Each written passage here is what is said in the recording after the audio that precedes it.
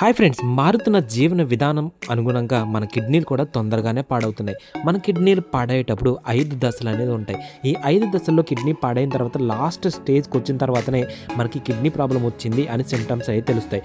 ఈ symptoms hyper tension, ఆయాసం రావడం, కాళ్ళు మొహం ఉబ్బడం, వాటర్ పట్టేయడం, యూరిన్లో నురగ రావడం, బ్లడ్ పడడం, ఇవన్నీ కూడా మన కిడ్నీ పాడైపోయాయి అని చెప్పడానికి సంకేతాలు. సో ఇది ఇలా ఉన్నప్పుడు మన 5th స్టేజ్ తర్వాత మనకి ఈ డయాలసిస్ అనేది అవసరం అవుతుంది. డయాలసిస్ ముఖ్యంగా 2 రకాలుగా ఉంటుంది. ఒకటి haemodialysis and peritoneal dialysis. Haemodialysis మనకి బ్లడ్ ద్వారా ప్యూరిఫికేషన్ చేసి మనకి బ్లడ్ అనేది క్లీనింగ్ చేస్తుంటుంది.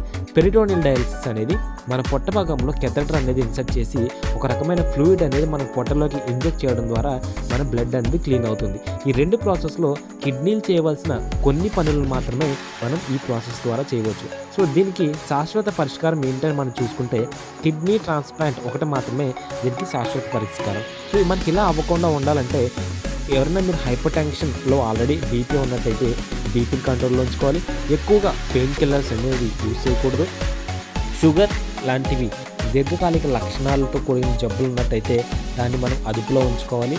ఎప్పుడైతే వంశపారంపర్యంగా మీకు ఎవరికైనా కిడ్నీ ప్రాబ్లమ్స్ ఉన్నట్టయితే వాళ్ళు రొటీన్గా కిడ్నీ టెస్ట్ చేయించుకోవడం అనేది చాలా ఇంపార్టెంట్.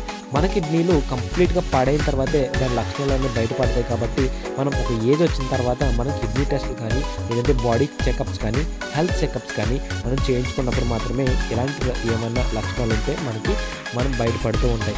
ఒకవేళ ఇది ఇనీషియల్ స్టేజ్లో ఉన్నట్టయితే అప్పుడు ద్వారా మెడికేషన్స్ ద్వారా కానీ కొన్ని రకాలైన మన ఫుడ్ లైఫ్ స్టైల్స్ మార్చడం వల్ల కానీ మనకి వీటిని పోస్ట్పోన్ చేయవచ్చు, లేదంటే అక్కడితోనే స్టాప్ చేయవచ్చు. ఒకవేళ దీన్ని బాగా ముదిరిన తర్వాత మనం ఏ విధమైన ఆప్షన్ ఉండదు. కిడ్నీ అనేది చాలా డెలికేట్ ఆర్గాన్. సో దీనికి మళ్ళీ రిపేర్లు చేయడం కానీ మెడిసిన్స్ ద్వారా క్యూర్ అవ్వడం కానీ పెద్దగా ఉపయోగం ఉండకపోవచ్చు. సో దీని లక్షణాలు అనేవి నవ్వే డేస్ ఈ ఆధునిక కాలంలో మరింత ఎక్కువ అవుతున్నాయి. సో దీనికి గల కారణాలు బయట మనకి ప్రిజర్వేటివ్ ఫుడ్స్ కానీ లేదంటే ఫాస్ట్ ఫుడ్స్ కానీ జంక్ ఫుడ్స్ కానీ కూల్ డ్రింక్స్ కానీ ఇలాంటి వాటి వల్ల మనం ఎక్కువగా ఈ ఆధునిక విధానానికి ఆధారపడిపోవడం వల్ల మనకి ఇలాంటి జబ్బులు అనేవి ఎక్కువగా వస్తూ ఉన్నాయి. సో ప్రజెంట్ యువత అంతా కూడా గ్రీన్ లీఫ్ వెజిటేబుల్స్ ఎక్కువగా తినడం, హెల్దీ కొలెస్ట్రాల్ మెయింటైన్ చేయడం, బీపీని కంట్రోల్లో ఉంచుకోవడం ఇలాంటివన్నీ తప్పనిసరిగా చేయాలి. అంతేకాకుండా సమయానికి అనుగుణంగా వాళ్ళ బాడీ మాస్ ఇండెక్స్ కరెక్ట్గా ఉందో లేదో చూసుకుని వ్యాయామం లాంటివి చేయడం చాలా ఉత్తమం. అంతేకాకుండా రూటీన్ బ్లడ్ టెస్ట్ అనేది చాలా ఎక్కువగా మనకి ఉపయోగపడుతుంది. ఆఫ్టర్ కోవిడ్ తర్వాత కిడ్నీ జబ్బులు అనేవి ఎక్కువగా మనకి విస్తరిస్తూ ఉంటాయి. సో నవేడేస్ చాలా medical problems related kidney problems అయితే ఉంటున్నాయి. సో వీటన్నిటిని అడగడానికి మనకి ఈ జాగ్రత్తలు తీసుకోవాలి.